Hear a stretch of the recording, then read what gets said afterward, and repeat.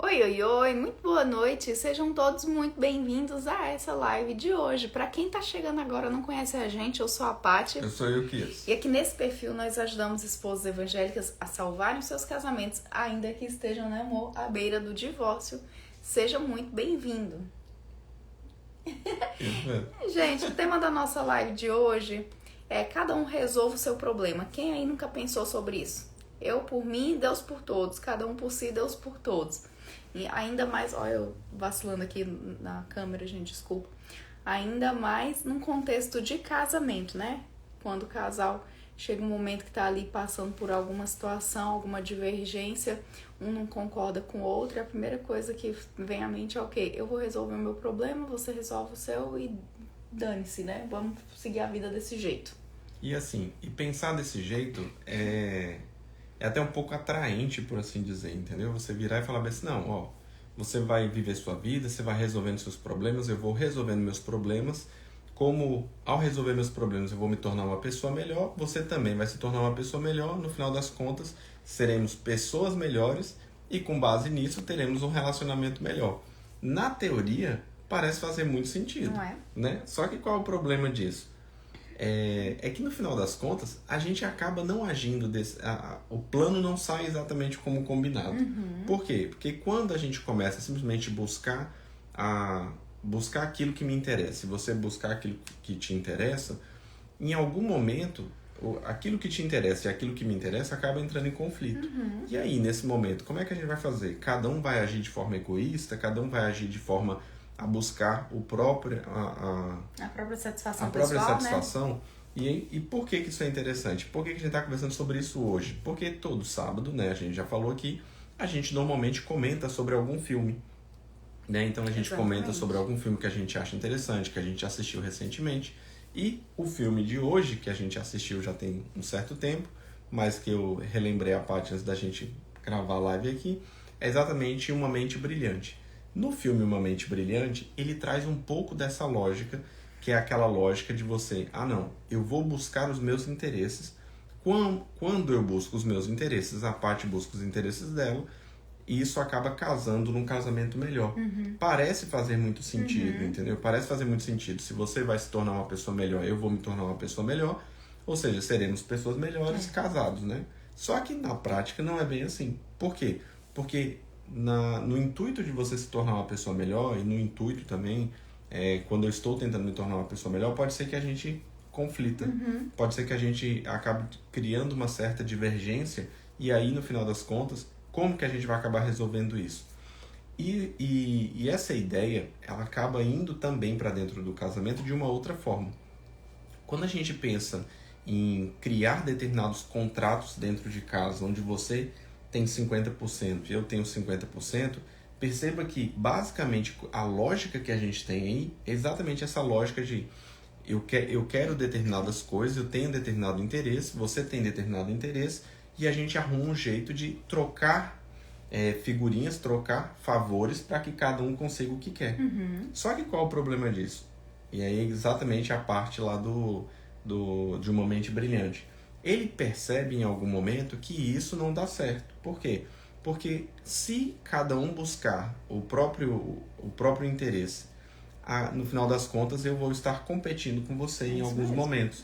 Por quê? Porque a gente ou a gente não tem recurso suficiente, ou a gente não tem tempo suficiente, em algum momento eu vou estar competindo com você. Ao competir com você, ambos acabamos perdendo. Yukias, então a gente simplesmente tem que deixar de fazer aquilo que me interessa, aquilo que te interessa? Não é esse o objetivo. O objetivo é compreender como que a gente vai poder aplicar isso da melhor forma.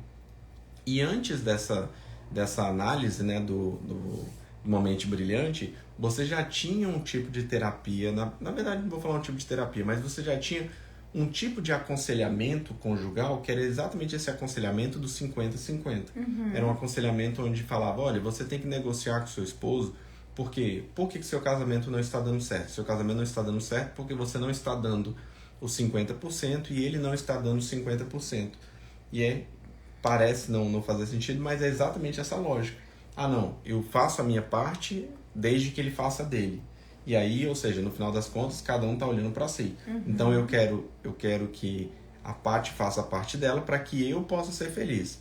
Eu quero que o Ilquias faça a parte dele para que você seja feliz. No final das contas, a gente não está preocupado se o outro está fazendo a parte. A gente está preocupado em ser feliz. A gente está com um olhar único e exclusivamente egoísta da situação. Ilquias, mas isso não dá certo? No início, de forma superficial, sim. Mas quando você vai aprofundando, esse negócio dá errado. Por quê? Porque ao sermos egoístas, perdemos a proporção. E ao perder a proporção, eu simplesmente me colocarei sempre em primeiro lugar. Porque não tem esse limite, entendeu? Qual é o limite de alguém que ama a si mesmo? Não tem fundo, entendeu?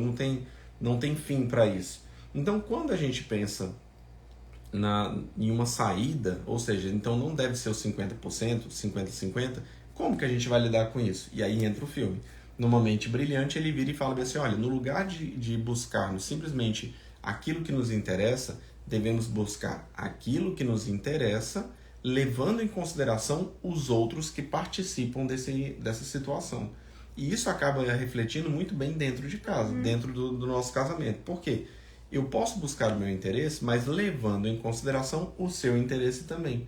Então, no lugar de simplesmente buscar aquilo que viria em primeiro plano no meu coração, eu busco também considerando que você gostaria, daquilo que você também gostaria. E o Kias deu exemplo.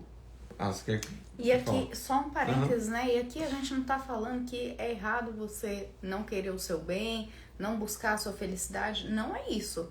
O problema aqui é quando eu deixo de olhar para a minha situação conjugal, quando eu deixo de olhar para a minha equipe, para olhar e satisfazer um interesse único, exclusivamente individual, que provavelmente vai prejudicar minha equipe, vai prejudicar meu casamento, meu esposo. Exatamente. O pior é que com um pensamento egoísta, você não consegue nem se enxergar como equipe, porque cada um vai estar buscando resolver o próprio problema, exatamente. Né? E aí, numa mente brilhante, ele fala exatamente isso. Ele vira... Acho que eu mexi aqui, mexi e botei um filtro.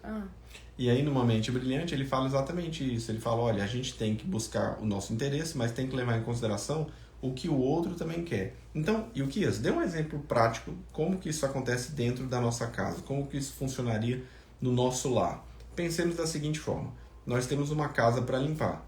Todo mundo tem sua casa aí e a casa não se limpa sozinha, né? Ao casarmos, a gente acaba descobrindo isso, que a casa não é autolimpante, né? Não é. Ela não tira um dia, pede pra gente sair e quando a gente volta ela tá limpa, né? Exatamente.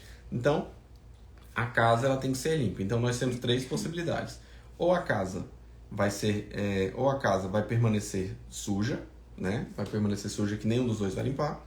Ou ambos vão limpar, ou apenas um vai acabar limpando, né? Ou Paty ou eu, um dos dois vai acabar limpando a casa. Seja bem-vinda, Flavinha. Exato. Então, pensemos dessa forma. Então, nós temos essas 3 possibilidades. Um limpa, ambos limpam, ou ambos deixam sujas, né? Suja a casa. Basicamente, qual seria o interesse do meu coração? O interesse do meu coração seria o quê? Eu não limpo. Então, eu não gostaria da casa suja, porque a casa suja é ruim para nós dois. Então, eu queria uma casa limpa, a qual eu não tivesse que limpar. Então, sobraria o quê? Você limpando. Perceba que nessa situação, eu tenho felicidade máxima minha, né? E tristeza sua, porque você vai estar limpando sozinho. Então, quando a gente olha, por exemplo, se fosse aquele simplesmente de buscar o meu interesse, se fosse simplesmente buscar o que é melhor para mim de forma egoísta, o que eu faria? Eu simplesmente não limparia a casa. E você é a mesma coisa. Só que quando você também não limpa a casa, o que acaba acontecendo? A casa fica suja. Então, ao buscar o seu próprio interesse e ao buscar o meu próprio interesse, nós chegamos ao pior resultado possível, que é o resultado do quê? De nenhum dos dois limpando a casa. Pois né? Você entendeu? Então, como que a gente lida com isso? No exato momento que eu percebo que o melhor seria simplesmente não limpar, mas eu percebo que você gostaria que a casa ficasse limpa, o que a gente passa a fazer? Cada um acaba cedendo um pouco. Ao ceder, o que a gente acaba fazendo? Os dois limpam. Então, eu não fico com o máximo do meu resultado, você não fica com o máximo do seu resultado, mas em compensação a gente também não fica com o pior dos resultados. Pois é. E aí, o interessante disso... Pode falar. Não, pode falar. E o interessante disso é que Antigamente, você não tinha isso de forma tão clara, né? Apesar de ser um mandamento bíblico, de você amar o próximo como a si mesmo, ou seja, pensar primeiro nele, depois você pensar em você, você não tinha isso de forma estudada. E aí veio o John Gottman e ele estudou e falou assim, olha, pera lá, se a gente tentar simplesmente criar dentro do casamento uma ideia de cada um faz 50%, ou seja, eu faço quando o outro faz, eu presto assim que haja uma contraprestação, se eu passo a agir desse jeito, eu crio um ambiente de competição onde o egoísmo reina. Então, na verdade, eu vou passar a agir como? Eu vou passar a agir pensando no melhor interesse do outro somado ao meu melhor interesse. Mas perceba que ele faz nessa sequência. Primeiro o interesse do outro e depois o meu. Então, quando eu faço desse jeito, o que eu acabo criando dentro de casa? Um ambiente de confiança, entendeu? Um ambiente onde a cooperação funciona. Então, quando você fala bem assim, a equipe, perfeito. Por quê? Porque você começa a enxergar como equipe, porque você já consegue enxergar que ambos vão agir da melhor forma, não só para cada um, mas para o contexto, para o todo. E aí no filme Uma Mente Brilhante, ele faz exatamente isso, que é a cena que ele foi a cena que eu te mostrei, que eles estão num determinado bar, e ao estarem nesse bar, chegam cinco meninas, e eles são 5 mulheres e 4 homens. Tem uma delas que é muito bonita, então o que ele pensa? Muito provavelmente os 4 vão querer o quê? Exatamente aquela que é mais bonita do que todas as outras. Ao tentarem ir nessa que é mais bonita que todas as outras, todos eles vão tomar o toco, porque eles vão se bloquear, e depois eles vão tentar as outras mulheres. Ao tentarem as outras não vão querer, porque ninguém quer ficar em segundo lugar. E aí qual foi a ideia dele? Pera lá. Aqui, ainda que ambos tenham vontade de ficar com a mais bonita, eles vão mudar o foco. Porque se eles mudam o foco, cada um vai em uma, eles não se bloqueiam e, ao mesmo tempo, eles não frustram as mulheres as colocando em segunda opção. Então, perceba que nessa dinâmica, você leva em consideração o seu interesse, mas também leva em consideração o contexto como um todo. Na verdade, no filme, o que fica claro é justamente o trabalho em equipe que eles fazem para que todos saiam ganhando, né? Exatamente. Inclusive as moças do lado de lá também, para que elas não sejam bloqueadas pelas vontades individuais deles. Exatamente. Então, o que é legal aqui é que quando o John Gottman foi estudar sobre isso, foi estudar dentro do casamento, ele rebateu essa ideia de que você tinha que pensar no casamento como uma contraprestação, como um contrato fechado. Por exemplo, antigamente você tinha determinados livros ensinando que, se você quer sexo, então o que você vai fazer no seu casamento para que isso aconteça? Você vai fazer algo que a sua esposa ou algo que seu esposo goste. Então, perceba que fazer algo que seu esposo ou que sua esposa goste não é errado. É perfeito, você tem que fazer mesmo. Mas você não pode fazer única e exclusiva. A motivação está errada, né? Exatamente, a motivação está errada. Porque no final das contas, você não está buscando o bem-estar do outro, você está buscando simplesmente a satisfação daquilo que você quer. Então seria simplesmente essa contraprestação. Só que qual o problema disso? No dia que não existir a contraprestação, você também não vai fazer.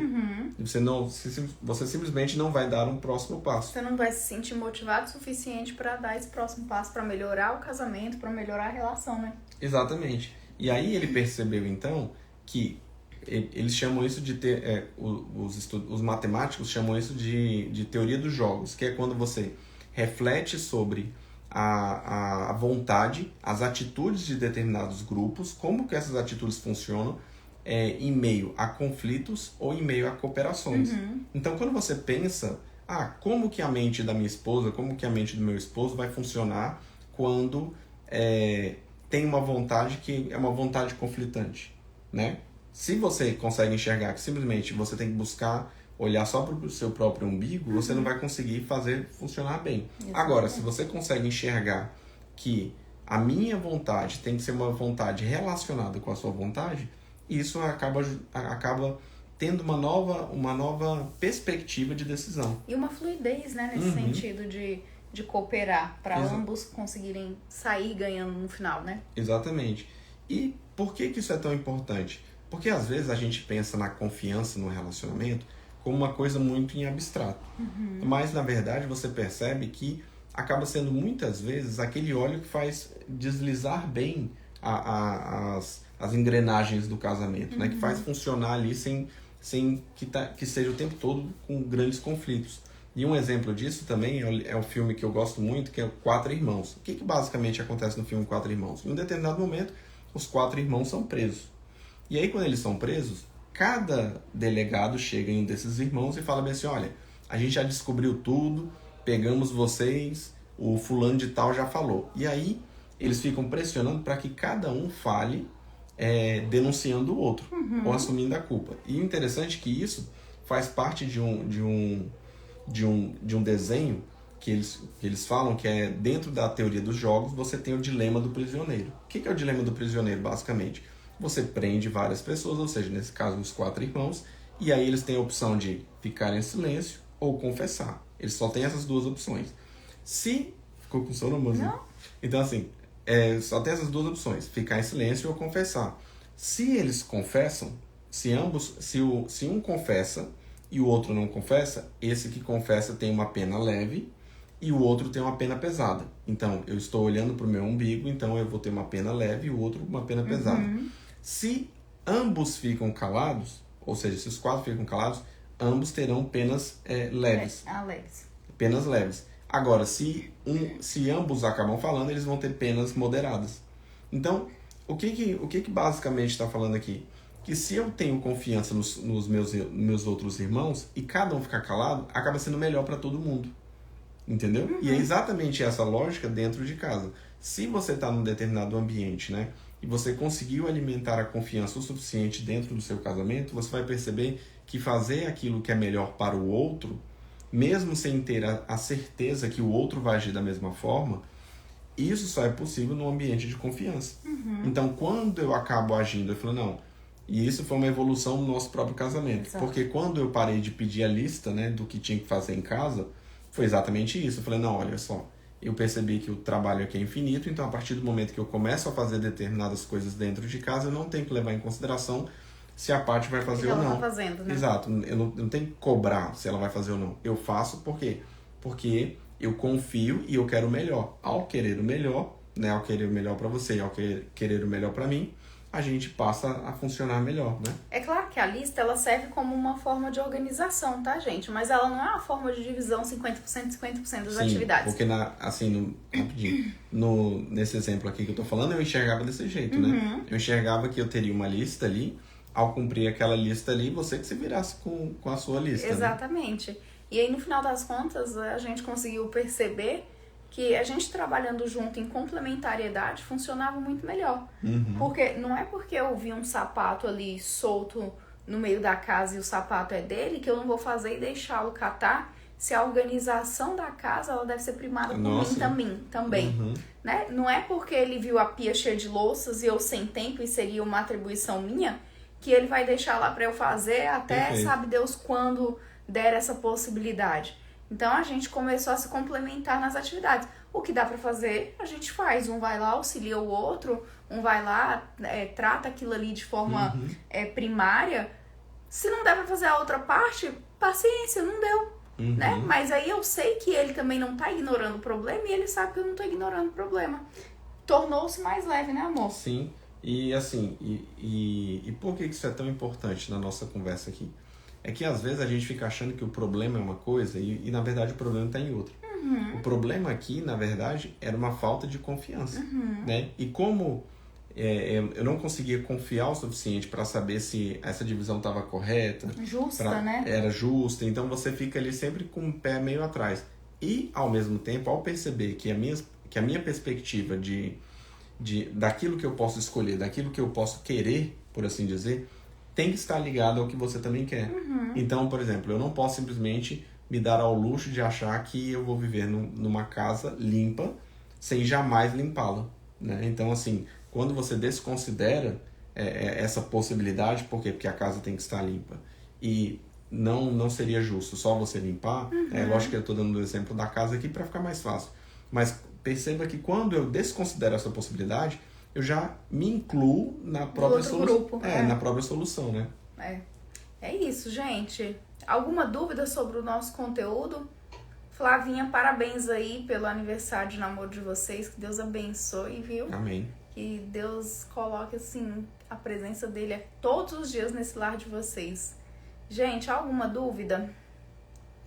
Quem chegou agora, muito boa noite, seja bem-vindo. Nós estamos encerrando a nossa live de hoje. O tema foi justamente cada um com seu problema. E aqui a gente trouxe uma menção a filmes, a gente falou sobre conflito e cooperação, como que isso pode favorecer, como que essa dinâmica ela pode ser melhor dentro do seu lar, para melhorar a expectativa de vocês também e um lar mais feliz, né? Gente, a gente vai encerrando aqui nossa live por hoje. A gente tá de férias, né, amor? É isso mesmo. Então, por isso que nós estamos fazendo as lives mais cedo esses dias, pra gente também poder aproveitar um pouquinho, mas sem deixar vocês desamparados. Então, um grande beijo, fiquem com Deus e até amanhã, se Deus quiser, né, amor? Isso mesmo. Até mais, pessoal. Tchau, tchau.